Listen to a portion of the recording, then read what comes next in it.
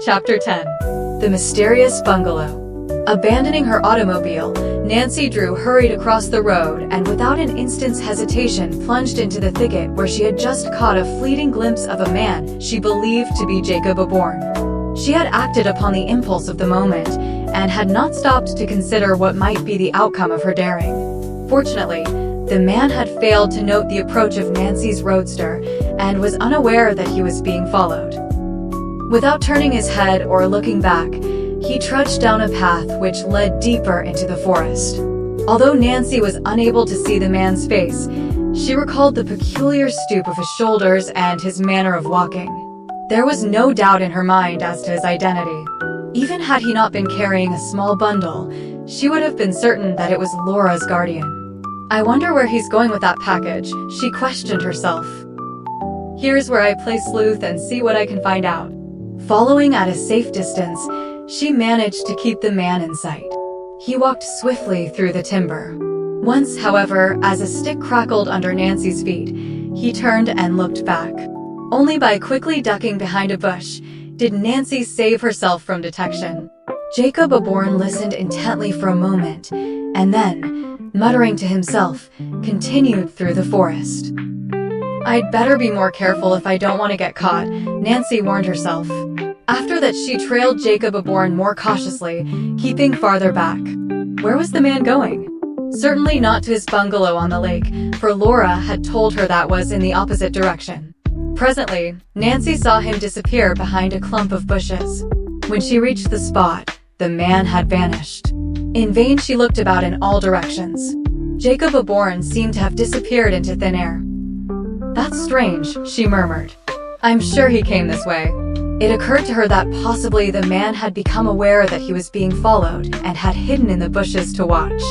The thought made Nancy uneasy, for she realized that unwittingly she might walk into a trap.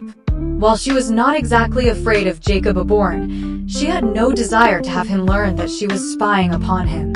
Alert for possible danger, she moved forward with the utmost caution. She paused frequently to listen, but there was no sound in the bushes. What had become of Jacob Aborn? With great caution, the girl moved from one bush to another. She looked at all the trees in the vicinity, but not one of them hid the form of the man. "Gracious! It looks as if he'd been swallowed alive," thought the girl.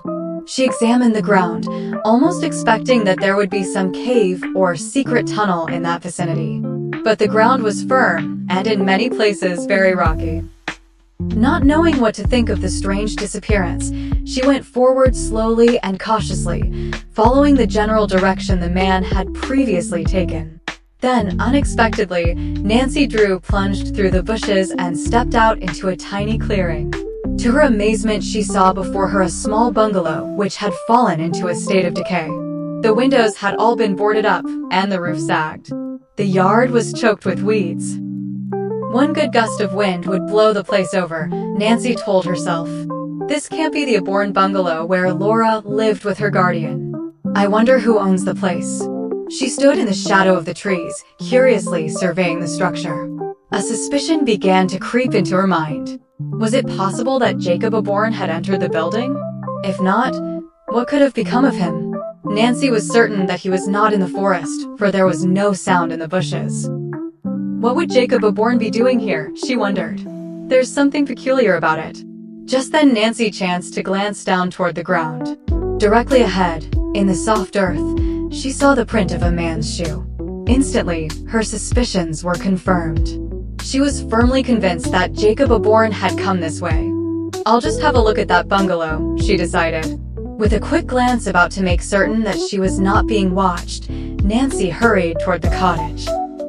As she approached, a large sign at the front of the building brought her up short. The placard, which was printed in bold, uneven letters, read, "Keep off this property." Nancy studied the warning a trifle uncertainly, and then shrugged her shoulders. "I'm not afraid. It will take more than a sign to scare me away." The bungalow appeared deserted, but Nancy suspected that Jacob Aborn was somewhere in the vicinity, for otherwise she could not account for his sudden disappearance. She must keep a sharp watch for danger, she told herself. It would not do to be caught spying. Laura had warned her that her guardian was a dangerous man when aroused. Tiptoeing across the front porch, Nancy quietly tried the door. It was locked. Undaunted, she proceeded to the rear door and found that it was likewise securely fastened. Although disappointed, she was unwilling to give up. Making a complete circuit of the bungalow, she saw a window from which several boards had fallen. Returning to the rear of the building, she found a small box and dragged it to a position directly beneath the window. By standing upon it, she would be able to peer into the bungalow. With a last cautious glance in all directions, to assure herself that her actions had not been observed, Nancy Drew mounted the box. Pressing her face against the glass, she gazed inside. The room into which she looked was bare of furniture and covered with dust, but there was nothing unusual in its condition. Any house which had been deserted for several months would have appeared similar. I wish I could get inside, Nancy thought. She was about to climb down from the box when a strange feeling came over her. Though she had heard no sound, she sensed that unfriendly eyes were watching her every move. Before she could turn around and look over her shoulder, a coarse, angry voice sparked into her ear. "What are you doing here?" In surprise and fright, Nancy Drew nearly fell from the box. She wheeled and faced Jacob Aborn.